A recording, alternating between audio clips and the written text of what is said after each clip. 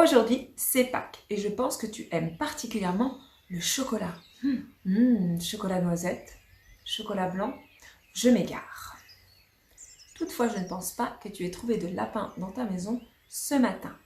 En effet, on n'a jamais vu des lapins pondre des œufs en chocolat.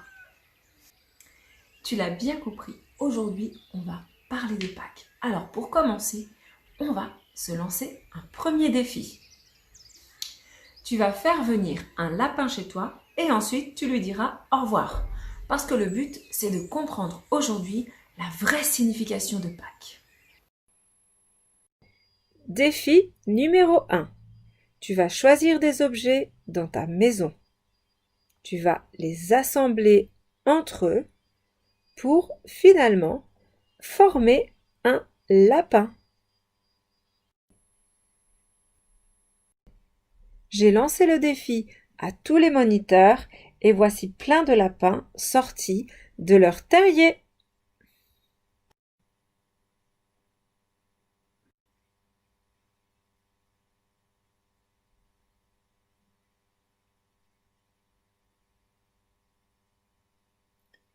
Voici un moniteur qui nous a fait une petite farce avec des œufs de Pâques. Alors voilà, il est temps de t'expliquer la vraie signification de Pâques. Pâques, tu sais ce que ça veut dire? En fait, c'est un mot qui veut dire passage. Passer de quelque part à quelque part. À l'origine, la Pâque juive rappelle l'Exode. Tu sais, quand le peuple de Dieu, les Hébreux, sont sortis d'Égypte alors qu'ils étaient esclaves de Pharaon.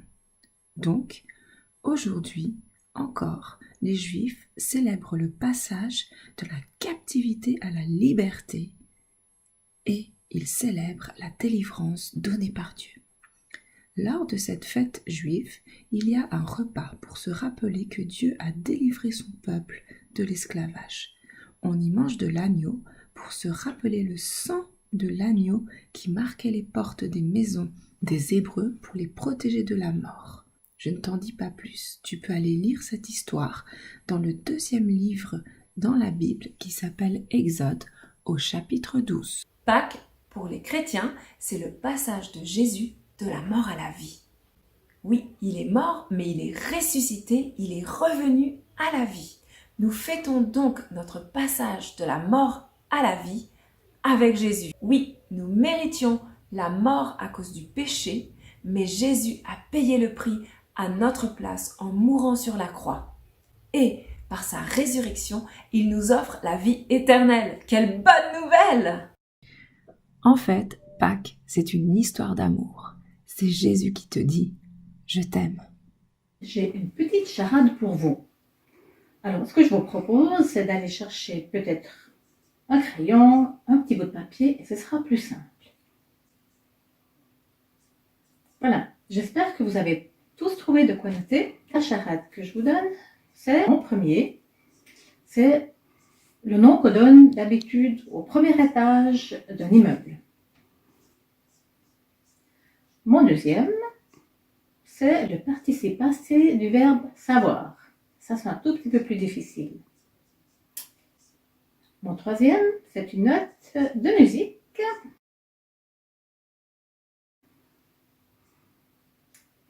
Et mon quatrième, c'est une boisson chaude, mais qu'on boit souvent froid en été.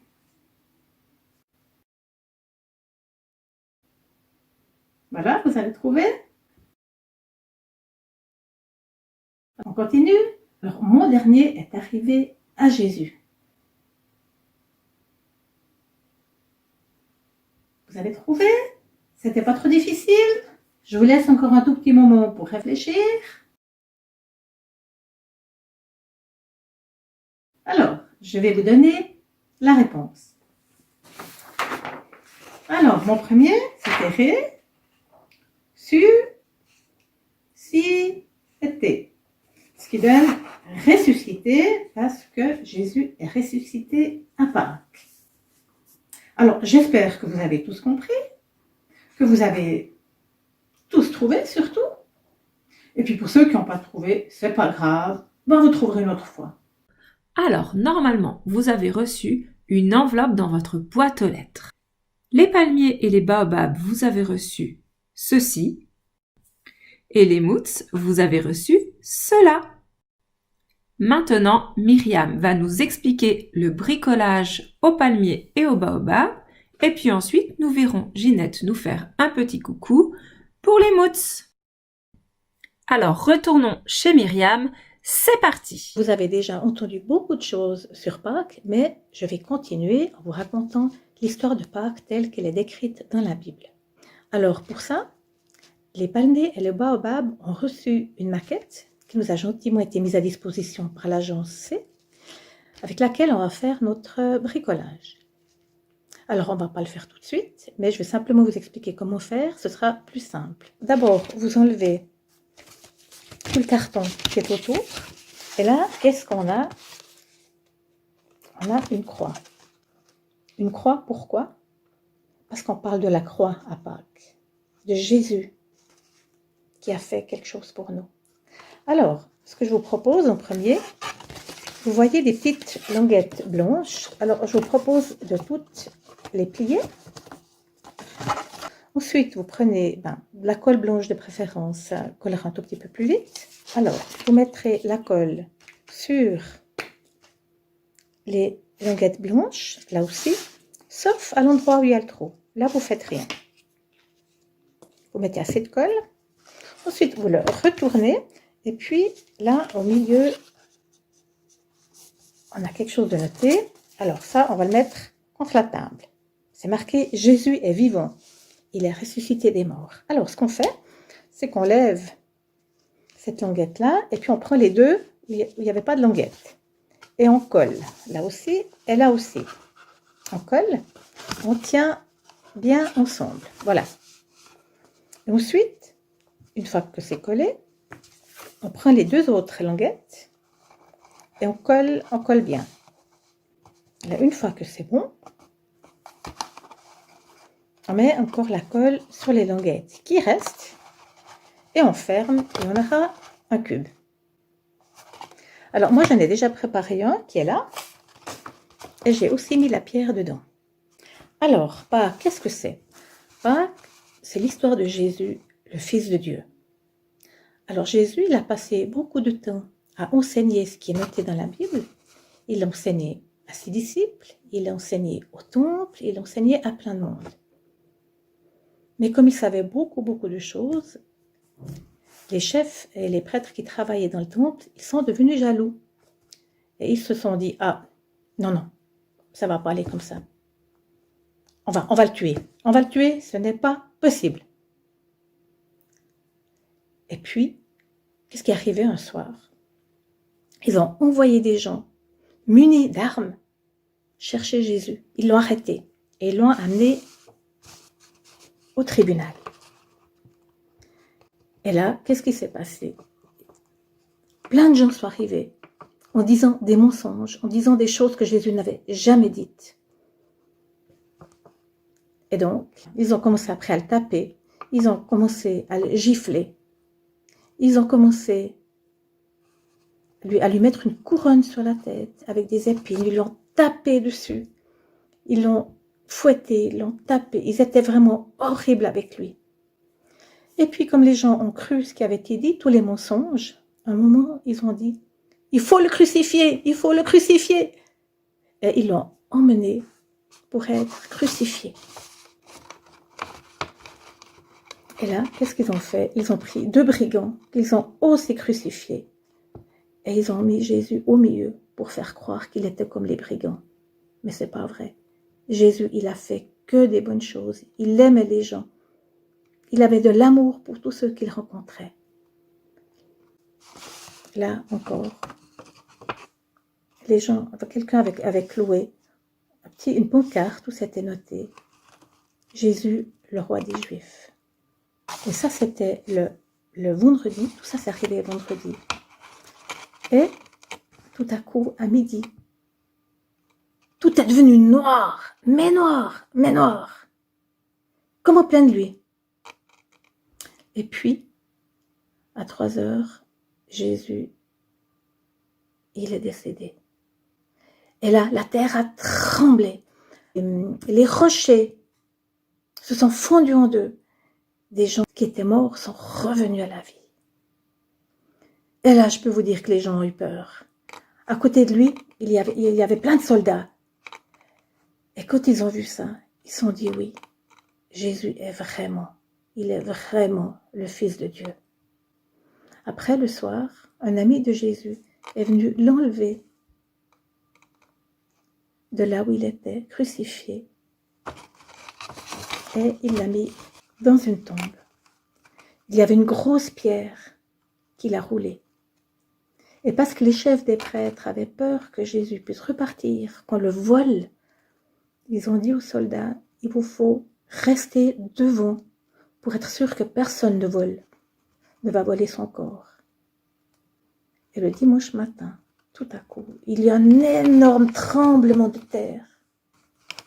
Il y a eu un ange qui est descendu. Et qu'est-ce qu'il a fait? Il a roulé la pierre. Et Jésus, il est revenu à la vie. On dit ça qu'il est ressuscité. Oui, mais c'est bien joli, vous me direz. Pourquoi Jésus, il est ressuscité, au fait? Ben, vous savez ça, les enfants. Vous faites des fois, nous aussi d'ailleurs, des choses qu'on ne devrait pas faire. Qui c'est qui n'a jamais triché à l'école? Qui c'est qui n'a jamais rien volé? Qui n'a jamais dit un mensonge? Et vous savez que, même nous, si on fait des bêtises, on est puni. Mais qu'on le veuille ou qu'on ne veuille pas, même quand on ne veut pas, on fait tellement de bêtises que, quoi qu'on fasse, on fera toujours des bêtises. Et nous aussi, on a mérité une punition. Mais notre punition, elle serait tellement... Enfin, ça serait juste pas possible pour nous. Tellement, il y a une grande punition pour nous. Alors Dieu, qu'est-ce qu'il a fait? Dieu, il a envoyé Jésus sur la terre. Il savait qu'il allait mourir, mais Jésus devait mourir. Parce que lui, il a porté notre punition sur lui. Tout ce qu'on a fait, toutes nos méchancetés, ça s'appelle des péchés, il les a pris sur lui. Et quelque part, c'est lui qui a été puni pour tous nos péchés, pour toutes nos méchancetés. Il a tout pris sur lui pour que nous, on soit lavés, qu'on n'ait plus tous ces péchés, toutes ces méchancetés en nous. Mais ça ne veut pas dire qu'on peut recommencer à faire des méchancetés et des bêtises. Alors non, ça on ne peut pas faire. Mais maintenant, c'est que Jésus, il a payé pour nous. Il est mort pour nous. Et parce que lui, il est mort pour nous et que nous, on est lavés de tous les péchés, on peut être avec lui. Et un jour, on sera avec lui pour toujours. Et ça, c'est magnifique. Merci Myriam pour cette fabuleuse histoire. Maintenant, dirigeons-nous chez Ginette, qui nous attend. Bonjour le groupe des moutes. Alors, dans la semaine, le facteur a passé chez vous. Il vous a amené une grande lettre. Et alors, pour cette petite histoire de Pâques, il y avait un bricolage. Je vais vous montrer mon modèle. Voilà. Alors, on devait colorier d'abord le bricolage. Et à la fin, on a la possibilité d'enlever la pierre du tombeau. Et là, Jésus est ressuscité. Voilà. Et encore une petite chose que je vais vous montrer. Je me suis inspirée du mode d'emploi pour y mettre les couleurs. Mais pour vous, je vous laisse faire selon vos bonnes idées comme d'habitude. Et alors, joyeuse Pâques à chacun. Allez les enfants, c'est l'heure du bain. Ah bah non, pas le bain de Naaman. Ton bain. Défi numéro 2. Nous allons fabriquer de la pâte à modeler pour jouer dans le bain ou alors dans la douche. Bonjour, aujourd'hui je vous propose une recette de pâte à modeler pour le bain. Le bain, ça me fait penser à laver. Ah oui, laver de nos péchés. Jésus à la croix, il nous a lavé nos péchés. Et qu'est-ce que ça veut dire? Eh bien, ça veut dire qu'il nous a pardonné. Bon, passons à notre recette. Il vous faut un bol, 2 cuillères à soupe, un gel douche, de l'huile et de la maïzena. d'abord, nous allons mélanger le jus de bouche, 2 cuillères à soupe, 1 cuillère, une deuxième cuillère, l'huile, également 2 cuillères à soupe, 1 et 2. Maintenant, je vais brasser jusqu'à ce que ça devienne une seule matière.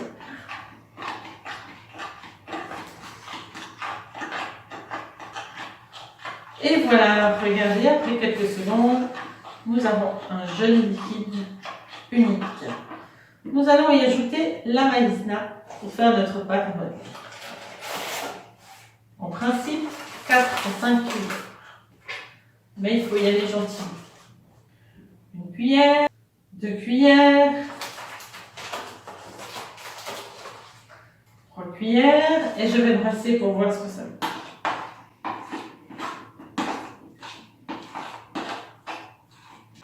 C'est encore un peu liquide, je vais en ajouter un petit peu.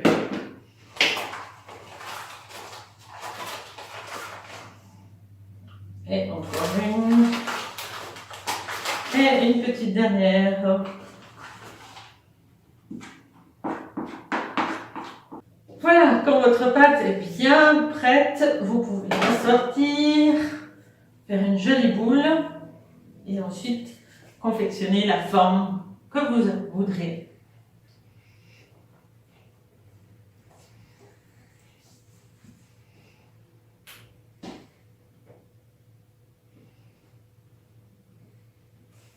Amusez-vous bien! Alors, nous attendons impatiemment de tes nouvelles et de savoir si tu as su relever les défis. C'est bientôt la fin de la vidéo. On va encore avoir un chant avec Jude 25, un petit bêtisier et puis les salutations de Ginette et Bernard. J'aimerais juste, si vous voulez bien, qu'on remercie Jésus pour ce qu'il a fait pour nous. Je vous invite juste à prier, à fermer les yeux, juste pour se concentrer. Seigneur Jésus, on veut vraiment te dire merci de tout notre cœur. Nos mots sont bien trop petits pour te dire combien nous voulons te dire merci d'être mort à notre place. Tu le savais en venant sur terre que tu venais pour cela et tu n'as pas reculé. Tu as été jusqu'au bout. On veut vraiment te demander pardon pour tout ce qu'on a fait qui n'était pas de ta volonté dans nos vies. On veut t'accueillir, Seigneur Jésus, dans nos vies. On veut lire ta parole, ce message d'amour que tu nous adresses, pour en retour t'aimer de tout notre cœur, de toute notre âme, de toute notre pensée, et aimer aussi notre prochain.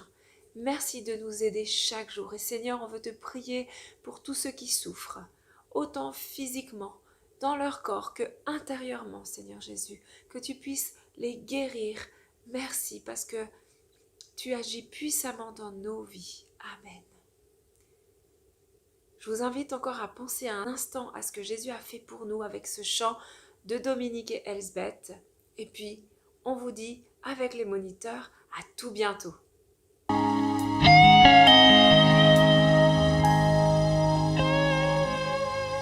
Tout s'agite dans la ville, les gens courent de partout, se dirigent vers la colline où l'on tue avec des clous. Aujourd'hui, il y a 3 hommes qui vont être crucifiés. Un spectacle qu'il ne faut surtout pas rater. Je m'approche avec la foule, ces gens assoiffés de sang. Quand soudain j'entends hurler quelqu'un dans un cri déchirant. Ne m'oublie pas, ne m'oublie pas. Quand tu reviendras, surtout pense à moi, ne m'oublie pas, ne m'oublie pas. Quand tu reviendras, surtout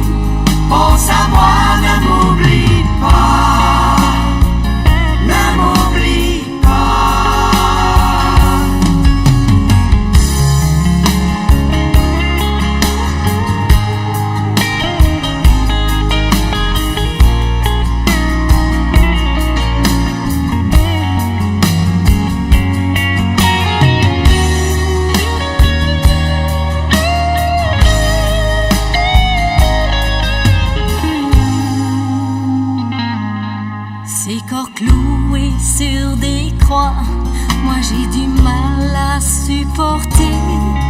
Au milieu des deux brigands, je vois un homme que je connais. C'est Jésus, celui qui prêchait, qui faisait du bien partout. Mais ce qu'il disait en dérangeait beaucoup. L'un des malfaiteurs l'insulte, l'autre dit pour l'arrêter. Pour nous cette mort est juste, mais lui ne l'a pas mérité. Ne m'oublie pas, ne m'oublie pas. Quand tu reviendras, surtout pense à moi, ne m'oublie pas, ne m'oublie pas. Quand tu reviendras, surtout pense à moi, ne m'oublie pas, ne m'oublie pas.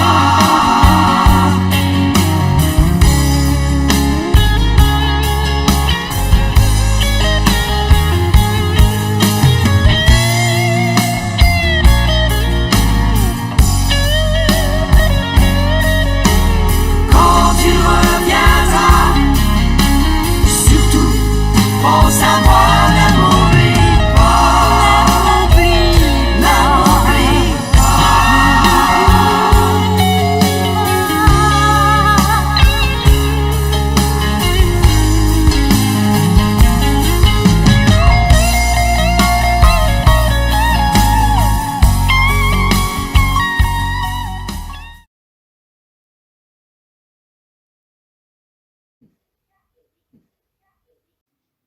Et mon quatrième est arrivé à Jésus.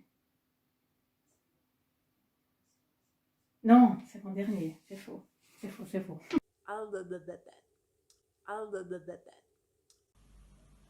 Bonjour les enfants. On s'est pas beaucoup vu ces jours, mais je suis avec un ami qui aimerait aussi vous saluer. C'est Jaunet. Alors à tout bientôt. Au revoir. Il fait un temps magnifique. Bonjour mes chers. C'est Bernard, voilà. J'espère que vous reconnaissez un tout petit peu l'endroit. Je vous montre quelque chose là sur ma droite. Et puis ensuite, il y a une maison un peu plus grande, il y a des arbres. Puis on se trouve au bord de la mer ou du lac. Qu'est-ce que vous pensez? Voilà, là il y a un grand passage que les gens prennent pour aller prendre ça commence par B. B comme Bernard. Voilà, alors je pense bien à vous. Je vous souhaite beaucoup de courage. C'est vrai que c'est pas facile cette situation, mais vous pouvez toujours avoir recours à notre Dieu créateur qui nous aime et qui veut nous aider dans toutes ces situations difficiles. Je prie pour vous aussi, pour qu'il vous donne du courage, pour que vous puissiez continuer à travailler comme vous l'avez fait très bien jusqu'à maintenant. Et on se réjouit beaucoup de vous retrouver. Voilà, alors je me réjouis de vous revoir tout bientôt. On espère que ça ne va pas durer trop longtemps. Alors je travaille beaucoup à la pharmacie. On s'occupe beaucoup de personnes âgées chez qui on doit livrer des médicaments. Voilà, donc c'est un peu mon quotidien ces jours. Et alors je vous embrasse bien fort et je me réjouis de vous revoir. À bientôt. Ciao, ciao.